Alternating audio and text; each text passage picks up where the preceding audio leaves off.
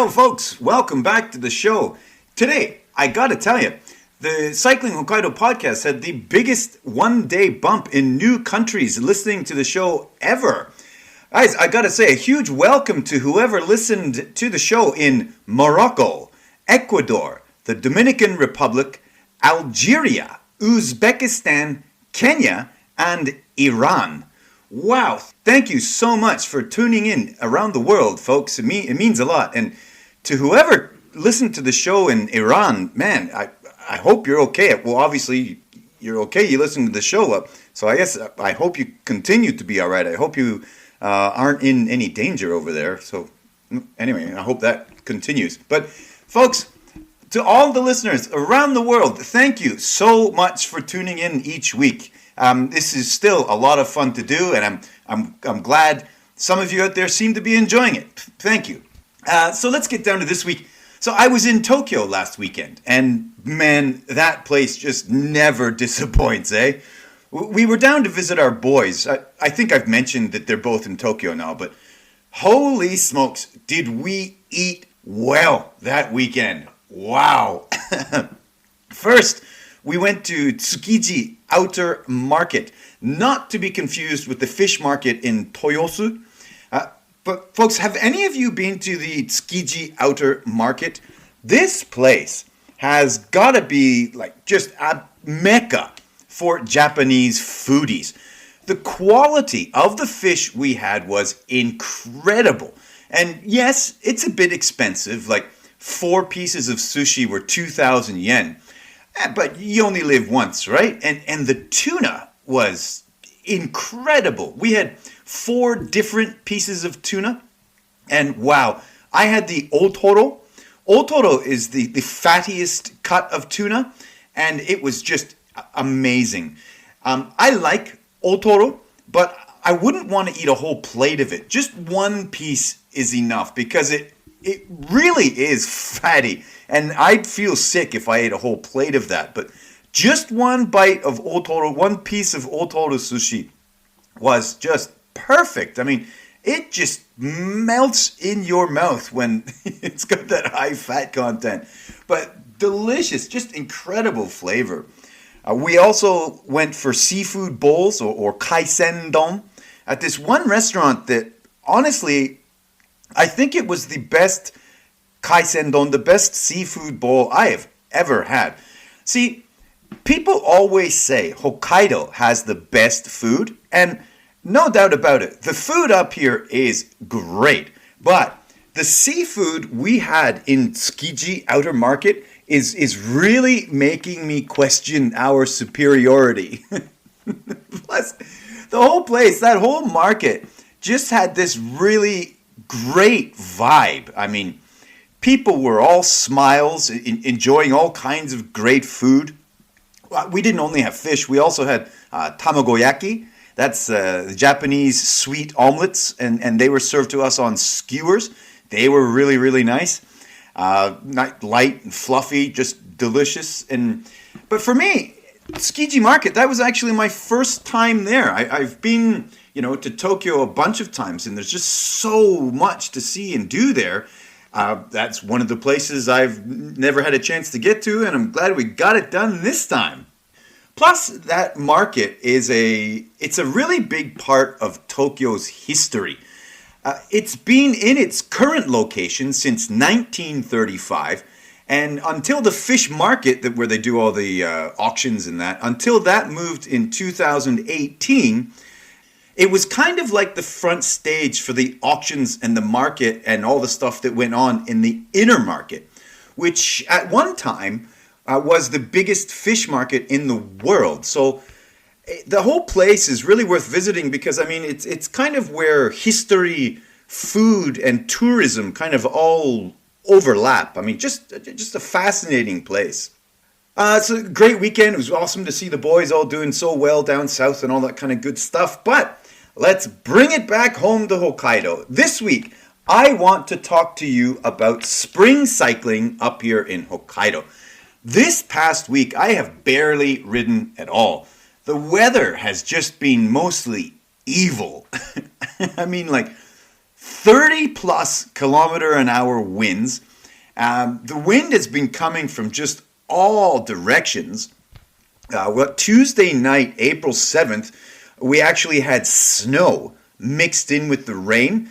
Nothing stuck around, but it definitely snowed on April 7th.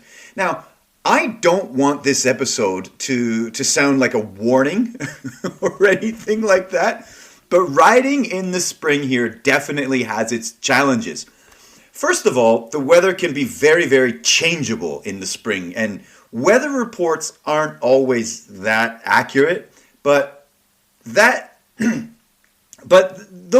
weather reports do seem to be getting better and better as technology develops, right? But the one thing that always gets me is cold feet.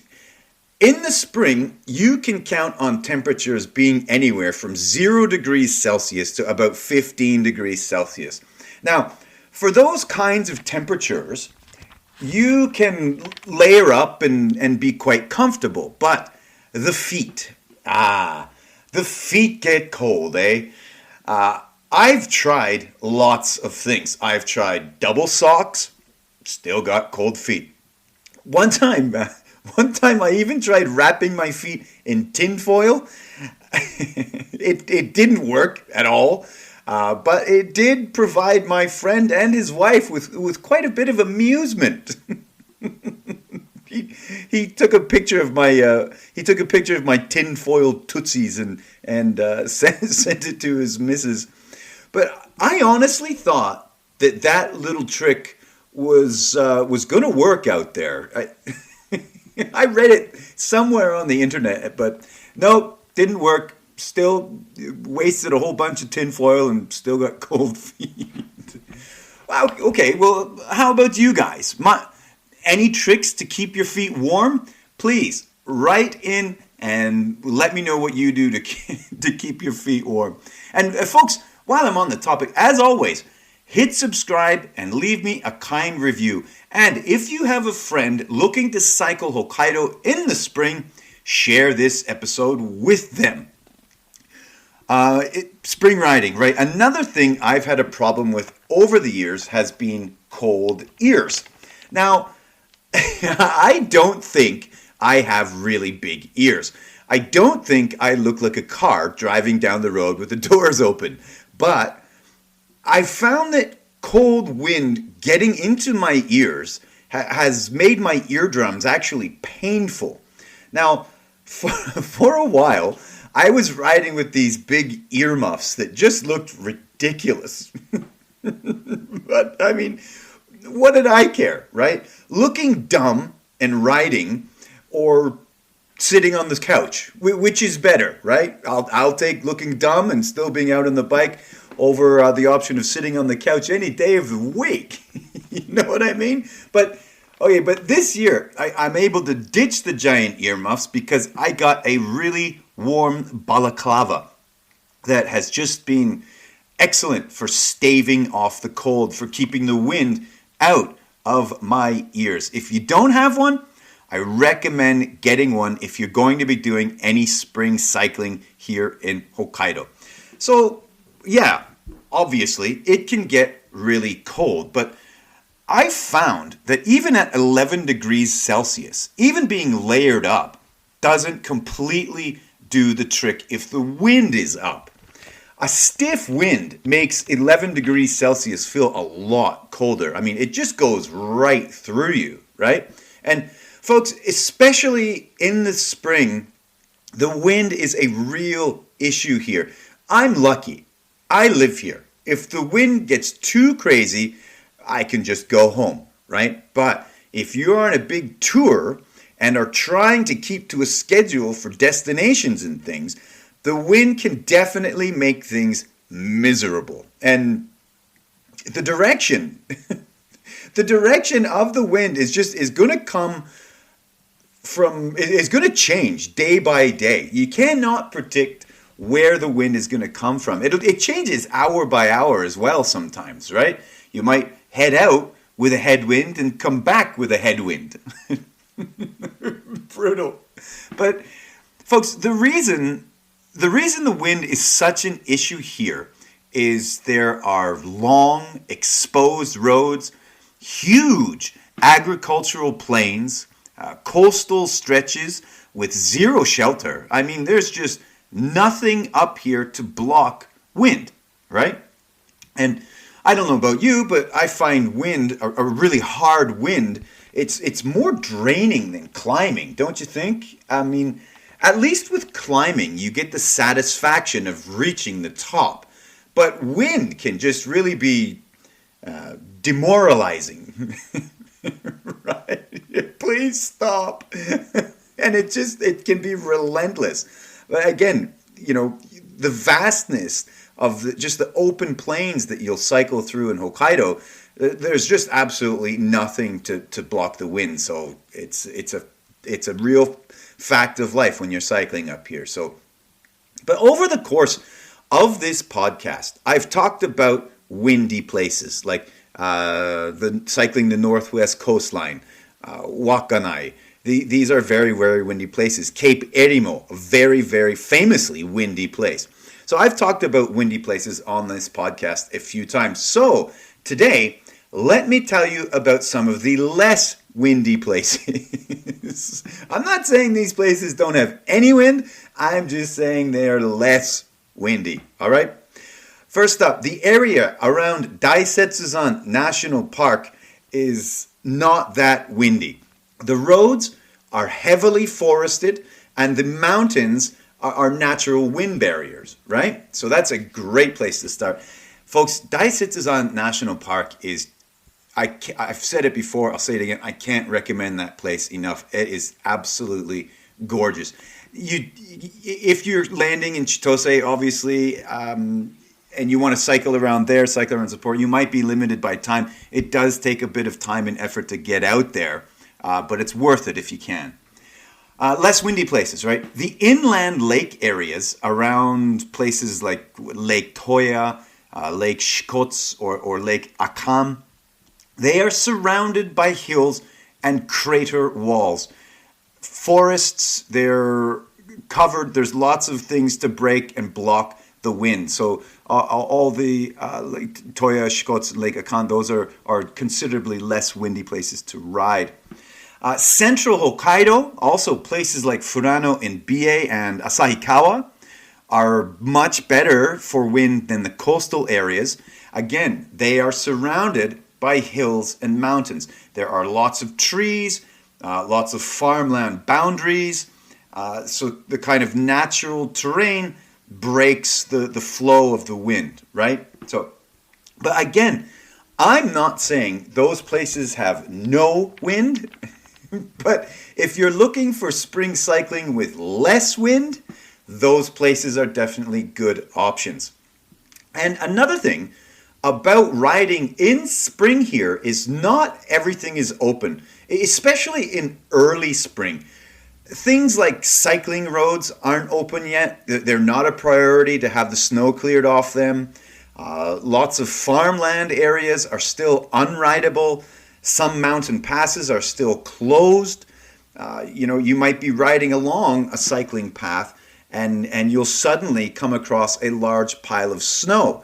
So, you'll scramble over it to continue on to the other side, leaving you with wet feet for the day. See, your feet are going to get cold. But that's another factor of riding, especially in early spring here. You will probably find yourself carrying your bike over some snow at some point. It is what it is. Hokkaido is it's a wintry place, and winter lasts a long time, and it takes quite a while for things to warm up. Now, this is kind of mid-April, early April, sorry, and things are definitely starting to warm up, but there still are patches of snow out there that I don't think you have to kind of carry your bike over or anything like that now, but definitely in early March, yeah, you're going to be walking through snow at some point. Cold and wet feet, folks. Now, again, sorry, I really did not mean for this episode to be all doom and gloom. because spring does also make for some amazing scenery as well. Like one thing, all that melting snow, all that meltwater coming down from the mountains make for really, really cool waterfalls. Things that might be like a tiny wee trickle in late summer are just raging in the spring, and that's really cool to see. I find myself kind of getting off my bike and hiking a little bit. You don't have to go on a major, I'm not talking like a major hike. I mean, just a little bit of 300-400 meters off into the woods to check out a certain waterfall, or walk around the outside of a tunnel. There's one on the Ororon line, Route 271, that I know has just a gorgeous waterfall. You just have to walk along the coastline and the outside of a tunnel. So, getting off the bike and going off looking for these waterfalls is also worth the effort. They look really, really cool. And I'll make sure I put a bunch of videos up on the Cycling Hokkaido podcast Instagram page, so you can check out some of the waterfalls that I was looking at just the other day.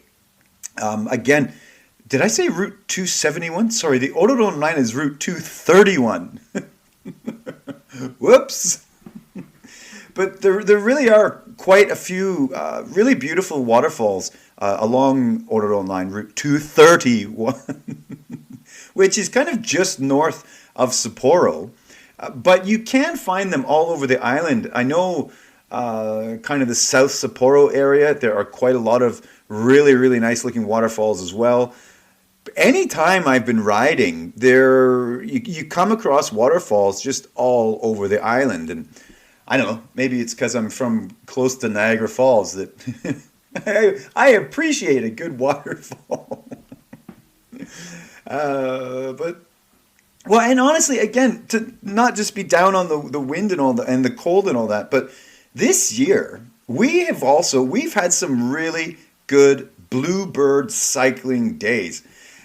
And another thing to remember when you're riding in the spring is this season, every year, the temperature starts to drop after 3 p.m. in the afternoon.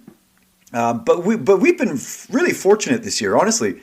The thaw has happened really quickly this year as well. So lots of places were open earlier than usual. Now, to be honest, I don't know if that's good or bad. You know what I mean? With global warming or climate change or whatever you want to call it, things happened real quick this year. So I don't know what to make of that. It's definitely what happened this year. The thaw was real fast and furious. And actually, I was out a couple of days ago, and the tundra swans have actually already left a lot of the rice paddies. They on their migratory route, they stop off in Hokkaido on their way back to Siberia. But they're already gone because the rice paddies they dried up real quick. When all this, as I was saying the other week, when all the snow melts, they turn into these kind of pond-like marshy areas that the tundra swans get all kinds of nourishment and food from. But they're already gone. The tundra swans were only here for, I think it was less than 2 weeks this year. It was real quick that the rice paddies dried up after the winter melt. So I don't think that's the best thing ever, of course. Another thing you have to be careful about in the spring here is the garbage and things that can potentially puncture your tires. Now, when the when the snowbanks melt, all the junk that they've accumulated over the winter is exposed, and there is always just an unfortunate amount of nails and screws in there. I don't know how so many possible puncturing items get into snowbanks over the winter, but once the snowbanks are gone and you just see the garbage that has been dumped, or God knows whatever reason all that stuff gets in those snowbanks, once it melts and it's all exposed, have an eye out, because you don't, obviously spending as little time as possible fixing punctures is better. But folks, also, if I may, and I've said this before, It's shocking how much garbage the spring exposes. You've got people dumping bento boxes, beer cans, just all kinds of garbage litters rural roads. It is so disappointing because the news is always talking, the Japanese news, social media is always talking about how foreigners litter and don't follow rules about garbage in Japan. But that, folks, that whole conversation is so frustrating because that's not even close to true. The biggest litter bugs in Japan are by far the Japanese people. And that becomes very obvious with a bike ride through the countryside. Sorry, went a bit dark there, but I'd be lying if I said all the social media and Japanese press blaming foreigners for Japan's problems wasn't bothering me. It's real annoying because, all this dumped garbage and abandoned desks and used refrigerators and thrown away rice cookers, that is not tourists dumping garbage out in nature. That is Japanese people completely disrespecting their own rules and their own culture by being litter bugs. I really wish the same media attention would be, what's the word I'm looking for? I wish the media would pay the same amount of attention to that aspect of littering in Japan. Just look around the rural roads. They're just littered with garbage. The beaches, forests, they can be real gross, and that is not the fault of foreign tourists. Sorry, gonna keep going there. Maybe that's a topic for a different episode. All right, back to positivity, folks. One of the most interesting things I've ever seen was the other week when we rode to Otaru. At Higashi, Otaru Beach, we noticed that the sea in this one little area was kind of a milky blue color. And people were fishing, some people were just observing. It turns out it was herring spawning. And this only happens in the spring, and it's very, very rare to see. But the impressive amount of herring milt or sperm in the water actually changed the color. And again, apparently to just happen upon a scene like that is extremely rare. We were very, very lucky to see that with our own eyes. And I do believe there are pictures of that up on the Cycling Hokkaido's Instagram page. So, folks, yes, as difficult and challenging as spring cycling in Hokkaido can be, it most definitely also has its rewards. And we still have the cherry blossoms to look forward to up here in Hokkaido. All right, folks, that is my spring cycling in Hokkaido episode. Have fun out there. Love ya. Cycling!